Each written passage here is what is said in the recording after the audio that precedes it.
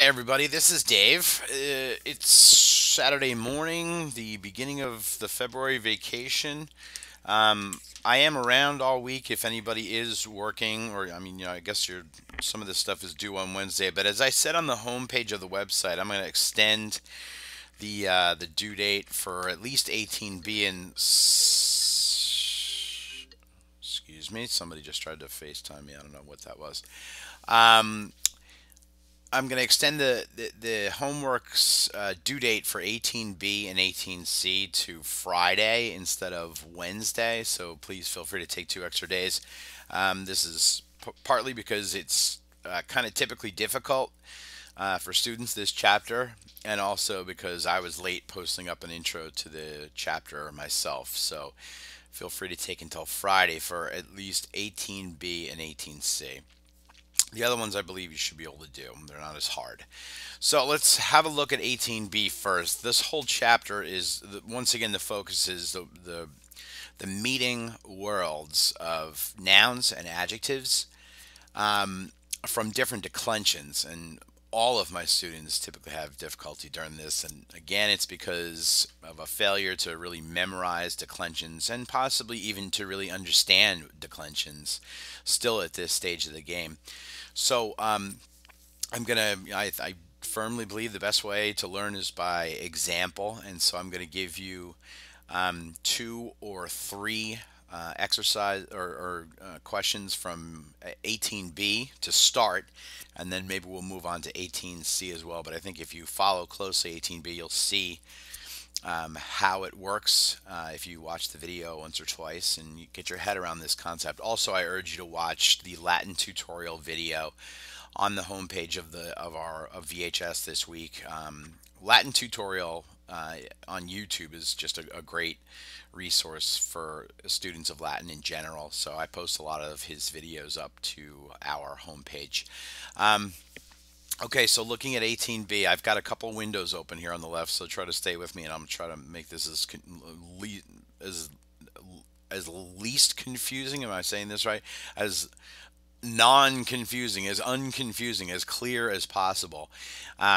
So 18B says, read each sentence aloud. What noun does each adjective modify, and explain your decisions, and then translate.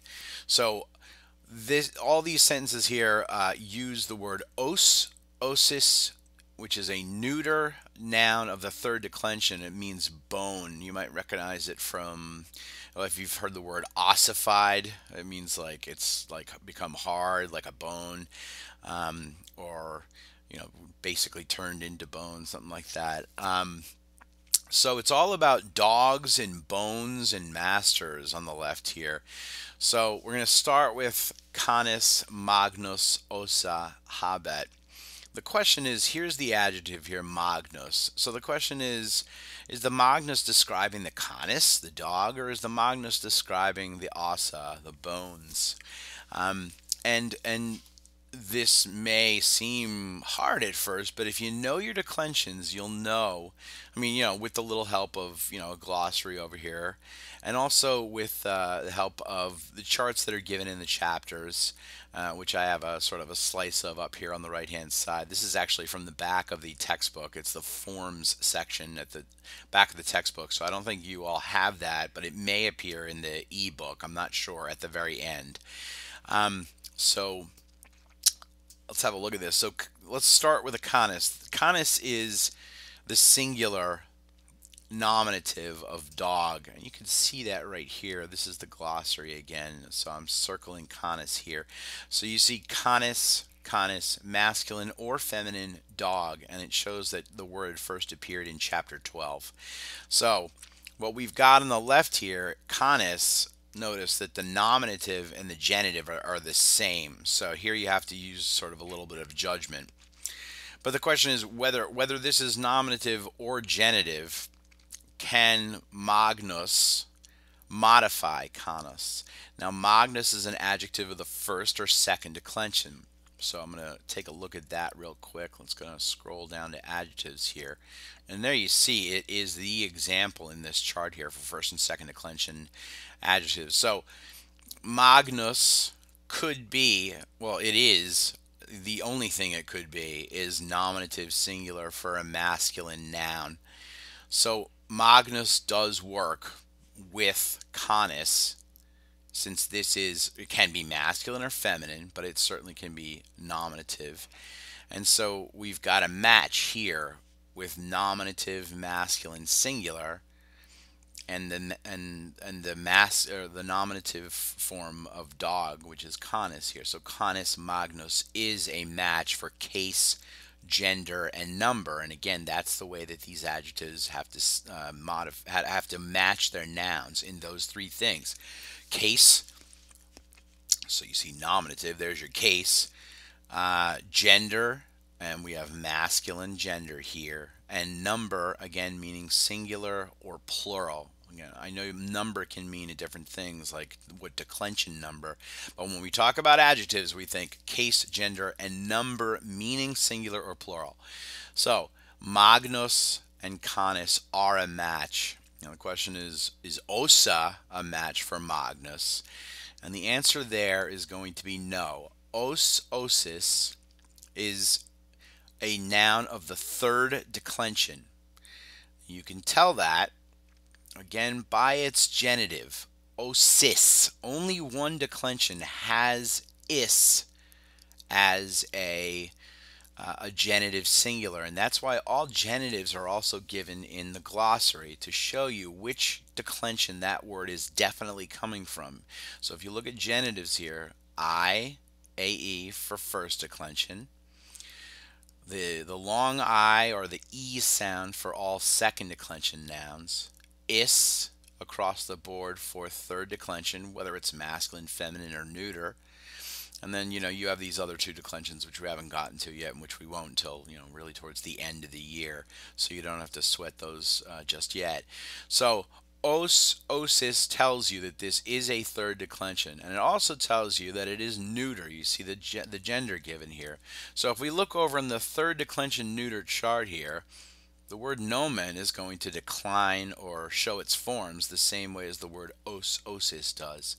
So if we look back at the question and we see ossa, we look down the chart and we see that it can only be a nominative plural or an accusative plural here, or a vocative plural.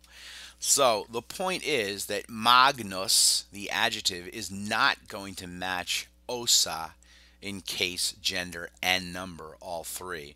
Sure, they could both be nominative, but they're not matching in number or in gender. Magnus is definitely a masculine form, and ossa, we know, is a neuter noun. So that just doesn't match.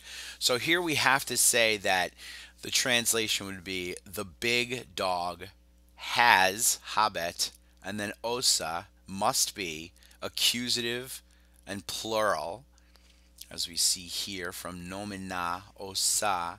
So the big dog has bones, not the dog has big bones. Magnus must be with canis here. But let's have a look at 2 to go a little deeper with this. We see meos, which means my. Canis, again, there's dog. And then we have magna, and we have ossa again. So we have something about has bones. And then the question is, can magna be describing the dog here? Now you've got we just learned, or we just remembered, again, I'm going to get that glossary out here, that canis can indeed be feminine. So this magna with the canis is a possible match. That could be a nominative singular and feminine dog. But the fact that we have meos here shows that this dog must be masculine. Meos is a masculine form, and it's right next to the dog, and that's typically a dead giveaway for an adjective matching with a noun. I mean, usually they are right next to each other. Not so much here, canis magna, but this meos must be modifying something, and it's not modifying ossa, because as we saw before, that's neuter and it's accusative and nominative plural, but meos is a nominative singular adjective form. So we're going to say my dog for sure. Now, since this is clearly a masculine dog, magna cannot be modifying the dog as well. We can't have meos and magna both modifying the dog because this is masculine and this is feminine. So we're going to go out on not too much of a limb and say my dog has big bones. Now, does magna match ossa? Yes, indeed it does. If we go back to the Magnus chart here, we're going to see, if you look down here at neuter plural, here's neuter and plural here, that a is a match for an accusative neuter plural, which osa, as we saw from question number 1, is. So that is an accusative neuter plural noun with an accusative neuter plural adjective. So here we say, my dog has big bones. That's the match. Now, these get more challenging as you go down, but if you follow the logic that I used with those first two sentences, I don't think you can go too wrong. You just have to keep looking at, does this adjective match the noun in all three of those things, gender, case, and number. I say those in different order sometimes, case, gender, case, number, but it has to be all three. So one more, canes. Now we see yet again a form of dog, right? But which one? So it's third declension. We know it has to be masculine or feminine. So here are our options down here. We see the ace ending on both masculine and feminine for both nominative and accusative, and vocative too. I mean, if we were talking to the dogs, maybe that's it, but I don't think that's it here. It's going to be either nominative or it's going to be accusative, and it's either feminine or masculine. So going back to it, we see bones, we see multi, which means many, and then we see dogs, and then we see the verb have, like they have.